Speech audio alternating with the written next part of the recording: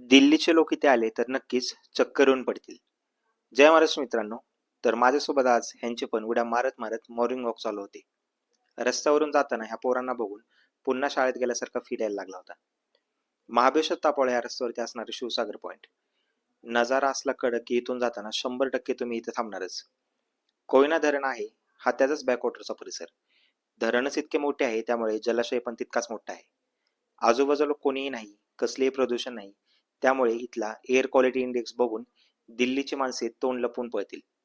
ह्या कोटरोशीच्या पुलामुळे दोन्ही बाजूला होणारी देवाणघेवाण नक्कीच सुरळीत झालेली आहे. नाहीतर इकडून तिकडे जाण्यासाठी होडी किंवा बोटचा वापर करायला लागायचा. नीट पाहिले तर एखादा चिता झोपलाय असे दृश्य इथे तयार होताना दिसते. हा भाग जरी दुर्गम असला तरी डोंगराच्या पलीकडे देखील अक्कलपे आणि वाघवळे हे दोन सरकारी दवाखाने कार्यरत असून आरोग्याचा स्टाफ तेथे सेवा देतो. हा भाग सातारा जिल्ह्याच्या बॉर्डरवर आहे. तिथून पुढे रत्नागिरी जिल्हा चालू होतो.